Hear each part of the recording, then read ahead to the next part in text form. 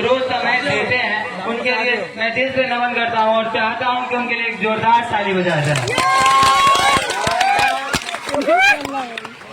देखिए, आज मेरा सबसे बड़ा विषय है वो है पूजा ही। पूजा के बारे में तो कुछ ज्यादा मैं जानता नहीं हूँ, लेकिन एक चीज हम जानना चाहते हैं, वो आप लोगों से जानना चाहते हैं। पूजा के विषय देखिए, हमारा ही सबसे बड़ा धर्म है वो हमारा कर्म है, क्योंकि भगवान भी कहते हैं कि आप अपना कर्म करते हैं वही आपका धर्म है। आप अगर अपना कर्म नहीं करते हैं तो आपको धर्म करने का भी अधिकार नहीं है। अगर कर्म कीजिएगा तो भगवान भी आपको हमेशा के लिए रक्षा करेंगे। और ये है कि पूजा जो है ये पूरे समाज के सहयोग से किया जाता है, और उसी कर्म से हम अपना थोड़ा सा समय निकाल के और यहाँ पे भगवान के लिए देते हैं। इसलिए हमें सबसे पहले अपना कर्म करना चाहिए, उसमें से कुछ समय निकाल के भगवान को भी देना चाहिए। हम आपसे एक छोटा सा सवाल पूछना चाहते हैं कि ये पूजा हम क्यों करते हैं। छोटा सा सवाल है मेरा, ये पूजा आखिर करते हैं तो क्यों करते हैं। बहुत लोगों के पास इनका थोड़ा सा अंदर से होगा कि हम श्रद्धा के लिए करते हैं, लेकिन हमें लगता है कि पूजा हम अंतरिक्ष की रक्षा के लिए करते हैं और श्रद्धा के लिए भी करते हैं। अंतरिक्ष की रक्षा के लिए हम इसलिए बोल रहे हैं क्योंकि हमारा जीवन से जुड़ा हुआ ये अंतरिक्ष है, क्योंकि उपनिषद में भी बताया गया है कि अंतरिक्ष से ही जुड़ा मनुष्य है। अंतरिक्ष से जो है वो बनता है वायु, वायु से बनता है अग्नि, अग्नि से बनता है जल, जल से बनता है पृथ्वी, पृथ्वी से बनता है वनस्पति, वनस्पति से बनता है भोजन, भोजन से बनता है रक्त, और रक्त से बनता है मनुष्य का विकास होता है। इसलिए कहीं न कहीं हम इस अंतरिक्ष से जुड़े हुए हैं, इसलिए हम भगवान की आराधना करते हैं। पेड़ पौधे, जल, पृथ्वी, सूर्य, हर चीज का नमन करते हैं ताकि इस अंतरिक्ष का कोई संतुलन बिगड़े ना। अगर अंतरिक्ष का संतुलन बिगड़ेगा तो मनुष्य का जीवन संकट में पड़ सकता है। और भगवान को हम बार बार इसलिए याद करते हैं ताकि हमें हमारा स्वास्थ्य हमेशा के लिए सही रहे।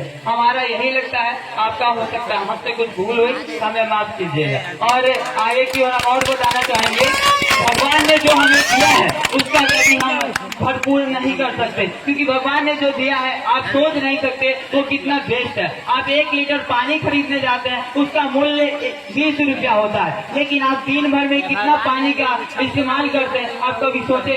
देखिए, सूर्य का दिया हुआ रोशनी, जिसकी वजह से आज हम सभी चलते हैं, चंद्रमा, पृथ्वी, जो भी ऑक्सीजन, आप हॉस्पिटल में जाइए ऑक्सीजन के लिए कितना महंगा मिलता है, भगवान ने हमें वो मुफ्त में दिया। इसलिए हमें उस भगवान से आराधना करनी चाहिए कि हे भगवान हमें इस अंतरिक्ष की सुरक्षा रखिए और हम इस सभी को अंतरिक्ष के संतुलन बनाए रखे ताकि हमारे जीवन में कभी संकट ना आए। इसलिए भगवान का आराधना हमें हमेशा के लिए करना चाहिए। और एक और बात, देखिए हमारे समाज को विकास करने, जैसे पूजा करने में सभी लोग सहयोग करते हैं, हर इंसान का थोड़ा न बहुत ज्यादा, जिनके पास जितनी शक्ति है वो अपना सहयोग करते हैं। उसी प्रकार हमें समाज में रहने के लिए हर मनुष्य को एकता बनाए रखनी चाहिए, क्योंकि विकास का एक ही लक्ष्य वो है एकता।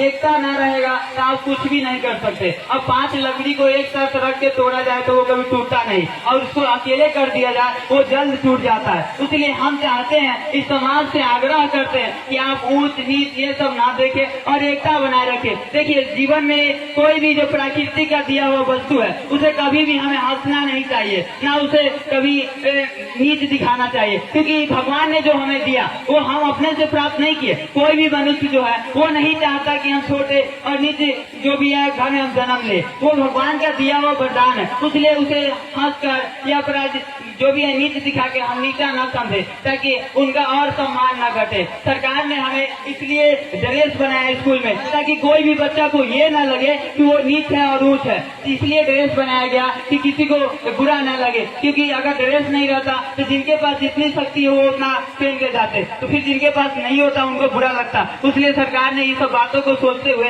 ड्रेस का इस्तेमाल किया ताकि किसी को कोई बुरा न लगे। इसी प्रकार भगवान ने हम सबको एक समान बनाया है, भगवान के लिए हम सब एक समान है। इसलिए हमें हमेशा के लिए एकता समानता बनाए रखनी चाहिए, किसी को ऊंच नहीं दिखाना चाहिए। अगर आपको अच्छा संस्कार मिला है तो आप किसी को नीच नहीं दिखाइए। अगर आपको अच्छा परिवार मिला है तो आप दूसरों को नीच मत समझिए, क्योंकि बहुत लोगों का होता है कि अगर अच्छा परिवार में जन्म हुआ है तो अच्छा बात है कि आपका अच्छा परिवार में जन्म हुआ, लेकिन जिनका नहीं हुआ इसका मतलब ये तो नहीं कि वो बुरे हैं। क्या हम देखने जाते हैं, मान लीजिए समाज में कोई जाता है किसी लड़की को देखने, तो वो कहता है कि लड़की खराब नहीं, लड़की खराब थोड़ी होती है, उसके लिए जिसकी बेटी होगी उनके लिए तो पड़ी है ना, आपके लिए वो खराब है। तो आप ये कहिए कि लड़की अच्छी है, हमारे लिए वो सही नहीं है, तो वो बात अलग होती है। क्या कोई भी इंसान खराब नहीं होता, हो सकता है आपके नजर में वो इंसान खराब हो। और हमारी बात करें तो हमें लगता है कि हमारे बारे में जो अच्छा सोचते हैं और जो जानते होंगे अच्छा वो अच्छा सोचते होंगे,